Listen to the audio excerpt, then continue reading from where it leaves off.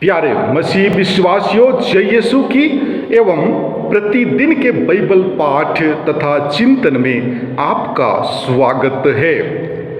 आज का पहला पाठ कलुसियों के नाम संत पौलुस का पत्र अध्याय 1 पद संख्याएं 15 से 20 तक से लिया गया है। वचन कहता है, ईसा मसीह अदृश्य ईश्वर के प्रतिरूप तथा समस्त सृष्टि के पहलौठे हैं, क्योंकि उन्हीं के द्वारा सब कुछ की सृष्टि हुई है। सब कुछ, चाहे वह स्वर्ग में हो या पृथ्वी पर, चाहे दृश्य हो या अदृश्य, और स्वर्गदूतों की श्रेणियां भी, सब कुछ उनके द्वारा और उनके लिए सृष्टि किया गया है।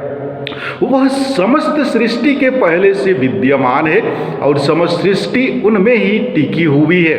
वही शरीर अर्थात कलीसिया के शीर्ष हैं। वही मूल कारण है और मृतकों में से प्रथम जी उठने वाले भी। इसीलिए वह सभी बातों में सर्वश्रेष्ठ हैं। ईश्वर ने चाहा कि उनमें सब प्रकार की परिपूर्णता हो। मसीह ने क्रूस पर जो रक्त बहाया, उसके द्वारा ईश्वर ने शांति की स्थापना की। इस तरह ईश्वर ने उन्हीं के द्वारा सब कुछ का, चाहे वह पृथ्वी पर हो या स्वर्ग में, अपने से मेल कराया।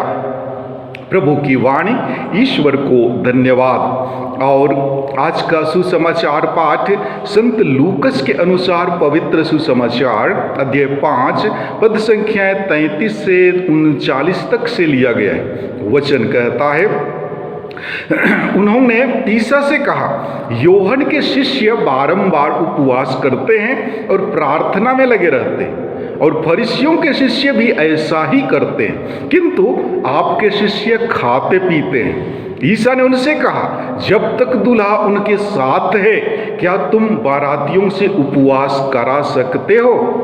किंतु वे दिन आएंगे जब दूल्हा उनसे बिछुड़ जाएगा, उन दिनों वे उपवास करेंगे।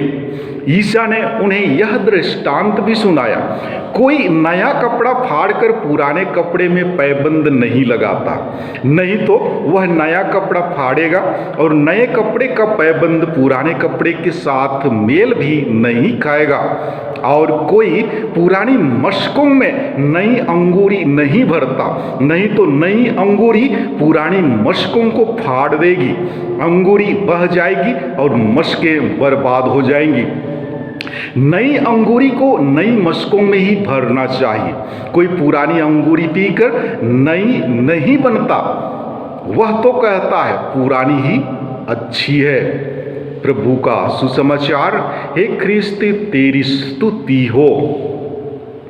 प्यारे मसीही विश्वासियों, आज के पहले पाठ के द्वारा संत पौलुस हमें यही शिक्षा देते हैं कि ईसा मसीह अदृश्य ईश्वर के प्रतिरूप तथा समस्त सृष्टि के पहलौठे हैं। उन्हीं के द्वारा सब कुछ की सृष्टि हुई है, इसलिए वह सभी बातों में सर्वश्रेष्ठ है तथा महान है।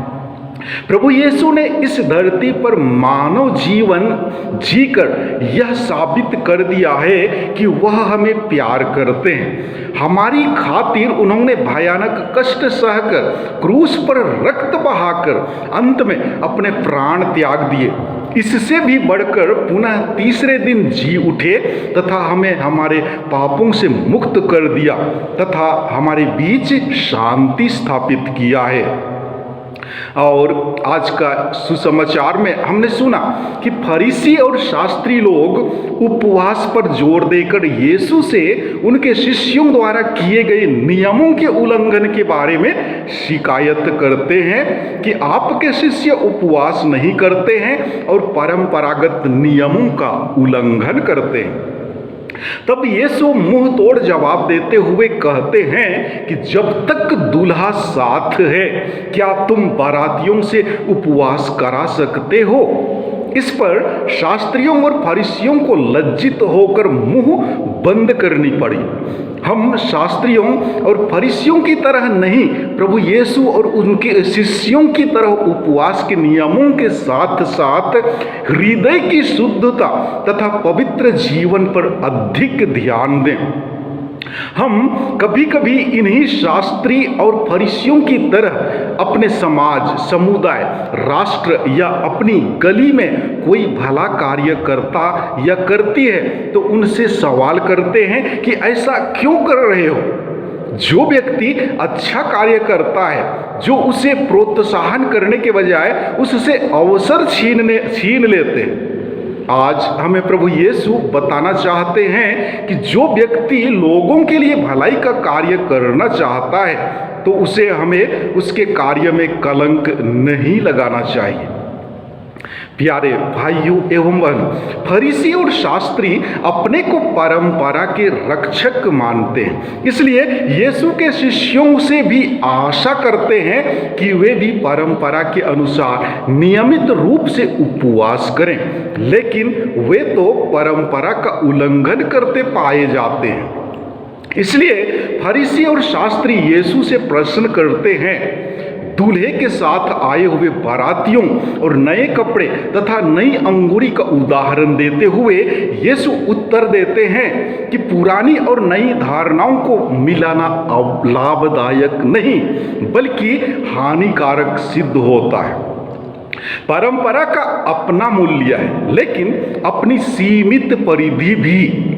यीशु का आगमन इस सीमित परिधि से हमें मुक्ति दिलाता है। उदाहरण स्वरूप हम प्रेम को ले सकते हैं। यहूदी परंपरा के अनुसार अपनी ही जाति, बिरादरी के लोगों से प्रेम करने की बात कही गई है, लेकिन यीशु हमें अपने शत्रुओं को भी प्यार करने की शिक्षा देते हैं। इसीलिए यीशु अन्यत्र कहते हैं कि वे परंपरा में निहित निधि या मूल्य को हम भूल जाते हैं और उसके बाहरी रीति रिवाज को सर्वाधिक महत्व देने लगते हैं। फल यह होता है कि हम पंगु बन जाते हैं। प्यारे मसीही विश्वासियों, आज माता कलीसिया संत ग्रेगोरी महान का पर्व भी मनाती है।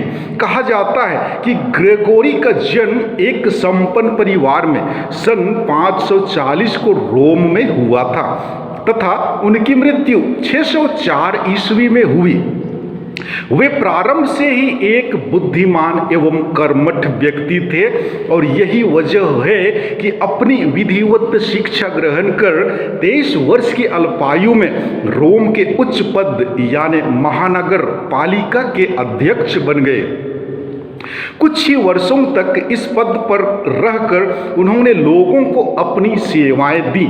शायद उच्च पद पर भी रहकर उन्होंने यह अनुभव किया होगा कि सांसारिक उपलब्धियां मात्र क्षणिक हैं। अतः वे इस पद से इस्तीफा देते हुए ग्रेगोरी ने बेनेडिक्टाइन धर्म संघ में प्रवेश किया।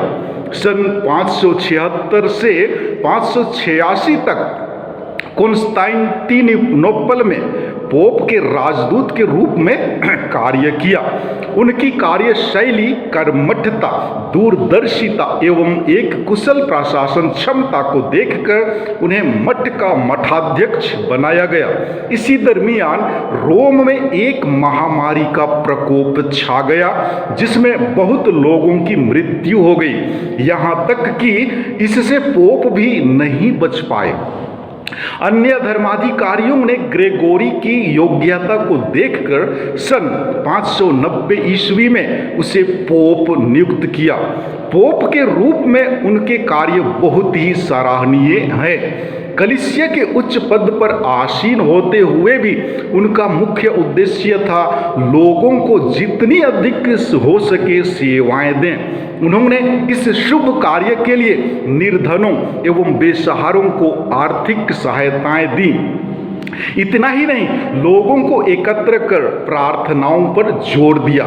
परिणाम यह हुआ कि उनकी प्रार्थनाएं सुनी गई और महामारी दूर हो गया। प्यारे भाइयों एवं बहनों, जिस तरह ग्रेगोरी ने अपने विवेक और बुद्धि का प्रयोग कर कलीसिया को एक नई दिशा दिया है, उसी तरह हम भी अपनी क्षमताओं के अनुसार ईश्वर तथा लोगों की सेवा करें। आइए आज हम ईश्वर से यही कृपा मांगे कि ईश्वर हमें प्रज्ञा तथा बुद्धि प्रदान करे, जिससे कि हम लोगों को अधिक से अधिक सेवाएं दे सकें। आमीन।